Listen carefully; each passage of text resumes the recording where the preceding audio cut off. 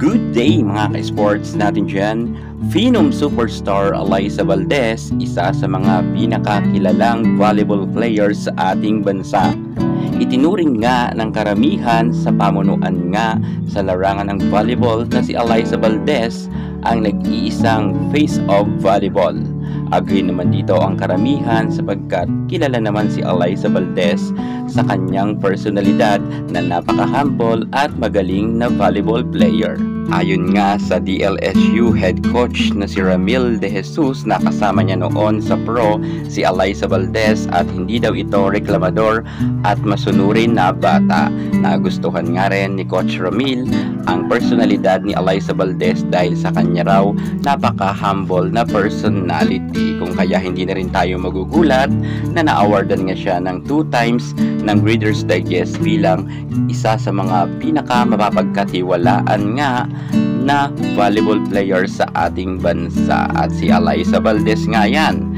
At sa kabila ng karamihan na natatamasa nga ni Alyssa Valdez ay patuloy pa rin ang kanyang karera sa larangan ng volleyball at hindi pa rin siya tumitigil. Marami nga ang mga kume-question rin na iba na naungusan na si Alyssa Valdez ng ibang mga players. Pero nananatili pa rin si Alyssa Valdez na kinikilala nga sa ating bansa na nag-iisang phenom, GOAT at face of volleyball. At agree naman dyan ang karamihan ng mga coaches na si Alyssa Valdez nga ang mukha ng volleyball. At eto, sa kabila ng kasikatan na natatamasa nga ni Alyssa Valdez, alam nyo ba na meron ngang mga kritiko pa rin si Alyssa Valdez kahit nga sobrang humble nito at hindi nga siya mayabang na volleyballista, pero sobra pa rin ang mga pambabash sa kanya. Atin kikilalanin ngayon ang top 8 na masugid na bashers ni Alyssa Valdez. Ito talagang 8 ipapakilala ko sa inyo ay talagang sila ang kritiko ni Alyssa Valdez. Panoorin ang ating vlog hanggang sa dulo para makilala nyo kung sino ang top 8 na bashers ni Alyssa. Pero bago ang lahat, subscribe ka muna. I-click ang ating notification bell para lagi kang updated sa lahat ng issue sa volleyball. Stars, I'm a fool for your love.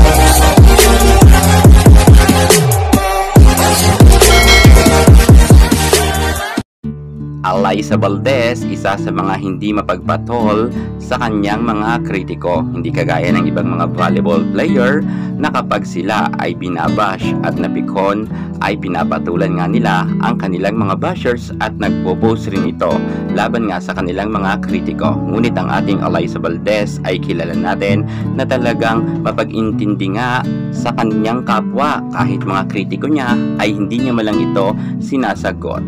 Dahil alam nyo ba na si Alyssa Valdez nga ay isa sa mga pinaka mabait kasi na volleyball player, ngunit minsan ay nakakapikon na rin ang kanyang mga kritiko. Narito nga inyo nang makikilala ang top 8 na kritiko ng ating Alyssa Valdez. Number 8, Marialyn Arthur. Sabi nga ni Marialyn Arthur kay Alyssa Valdez, pagdating sa kasikatan, Wong in, Valdez out. Accept the truth.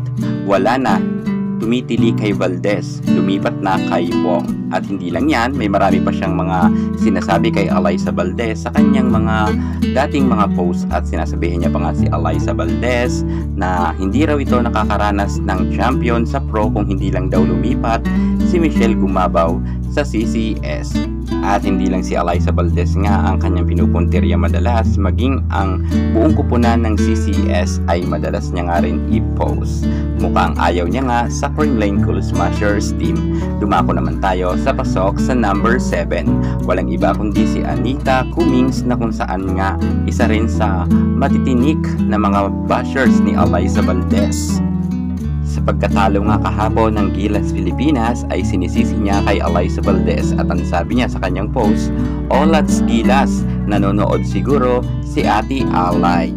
Samantala, ang gusto niya talagang palabasin na malas nga si Alyssa Valdez. Narito naman ang pang-anim, walang iba kundi si Danica Ann. Matatandaan nga natin noon na ang Team Japan ay natalo at pinapalabas nga nila na si Alyssa Valdez ang may kasalanan dahil nagpa-picture nga si Alyssa Valdez sa Japan team. At sabi nga niya sa kanyang ginawang pa-challenge na may pa-vote siya na may pamagat na malas ba si Alyssa Valdez kaya natalo ang Japan sa kanilang laro. May tatlong choice lang nga ang pagpipilian. Yes, opo, malas talaga siya. Grabe itong si Danica Ann. Paano ka naman pipili? Wala man lang sinabi na hindi. Talagang ang choice niya ay palabasin na malas nga si Phenom superstar Alyssa Valdez. At hindi lang yan, sunod na post niya pa nga nang katatapos pa lamang na laban ng Alas Pilipinas, sinabi niya, kasalanan na naman to ni Alyssa Valdez. Diyos ko, sobrang malas na taong to. Grabe itong si Danica Ann. Mukhang hindi naman makatarungan ang mga pagpo-post niya. Talagang mahalata mong basher siya ni Alyssa Valdez. At dumako naman tayo sa panglima. Walang iba kundi si George Regala. Grabe rin ang kanyang sinabi kay Alyssa pagkatapos matalo nga ang Gilas Pilipinas. Sinabi niya rin na si Ate Alay may kasalanan kung bakit natalo ang Gilas Pilipinas. Grrr. Yan nga ang kanyang sinabi. Actually marami pa siya mga pinoposting gili nga kay Alyssa Valdez. Ayaw ko na lang i-post baka masyak kayo. Dumako na tayo sa number 4. Walang iba kundi si Peter Valdez Celdran. At sabi niya pa nga sa kanyang post, hanggat nandito sa Pilipinas si Ate Alyssa, walang maipapanalong team sports sa Pilipinas. Dapat siyang ipatapon sa Africa. O diba, grabe ang kanyang pagka-bitter kay Phenom superstar Alyssa Valdez. Ginamit niya pa ang Valdez na last name. At marami pa siya mga post kay Alyssa Valdez. Matatagpuan nyo nga yan sa Philippines Volleyball. Dumako na nga tayo sa number 3. Walang iba kundi ang sikat na si Anonymous Participant. Sabi niya nga kay Valdez na talo ang Gilas Pilipinas sa Brazil. Sino pa ba ang sisisihin kundi si Alyssa Cuba Valdez? Grabe, napaka-harsh talaga ng kanyang pagkakasabing Cuba. Akala mo naman itong si Anonymous Participants ay hindi dummy account. Takot naman siya magpakita ng kanyang mukha. Baka kasi mamaya ay masampulan nga siya ni Alyssa Valdez. At isa pa sa mga talagang kagigilan ninyo ang ating nasa rank number 2 na madalas mag-post nga laban kay Valdez. Walang iba kundi si Jean Albert. Grabe talaga yung post niya kay Phenom. Sabi niya, mag-retire ka na Valdez, wala kang silbi sa CCS. Sabi niya pa, GG ka. Grabe talaga ang pagka-bitter nito ni Jean Albert. Talagang hindi mo kakayanin. Madalas talaga tong mag-post sa Philippine Volleyball at napakarami nitong mga posting gil kay Alyssa Valdez. Sunod-sunod yan. At ito pa nga yung isa. Dapat Alyssa Cuba Valdez, name ng FB group na ito puro Valdo. At hindi pa yan dyan nagtatapos. Sobrang dami niya pang post kay Alyssa Valdez. Kagaya nito. Mukha lang ni Valdez, matatakot ang mga Italian players, magrereklamo sila bakit may nakatakas na tarsier sa zoo at naglalaro pa. Hirit pa nga ni Jean Albert matapos nga magpa-picture ni Alyssa Valdez sa Japan team. Sinabi niya, ang malas at kasalanan kung bakit natalo ang Japan. Yan nga ang kanyang pinost. May larawan ni Alyssa Valdez sa baba. At meron pa nga siyang sinabi, paano naging Phenom si Valdo? Di maganda. Walang ambag sa international. Sa totoo lang, sobrang dami pa talaga ng mga post niya ni Jean Albert na talagang hindi ninyo magugustuhan. Huwag natin munang isa-isahin dahil sobrang dami niya, baka umagahin tayo kapopost. Umabanti na nga tayo sa number 1. Walang iba kundi si Patpat. Sabi niya nga sa ating superstar Alyssa Valdez, parang katulong na binihisa ng amo. Puro eye bags, tapos di pa pantay dalawa niyang mata. May emoji pa siya na hahaha.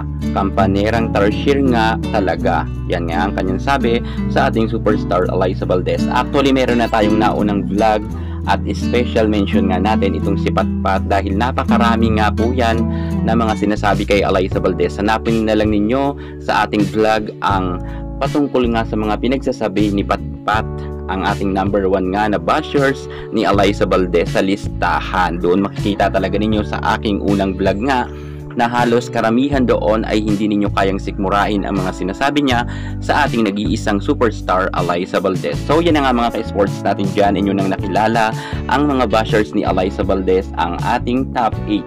Si Patpat, Albert, anonymous participant, si Peter, si Danica Ann, si George Regala, si Anita, si Maria Lynn. So, kayo, meron naman kayong kilala rin na nambabash kay Alyssa Valdez. Kung meron man, ay itag na ninyo para sa sunod naman, siya naman ang ating ibida. Yan muna ang pinaka-latest natin sa mundo ng volleyball. At para hindi ka mahuli sa lahat ng issue pagdating sa larangan sa volleyball, subscribe na. Thank you so much. God bless.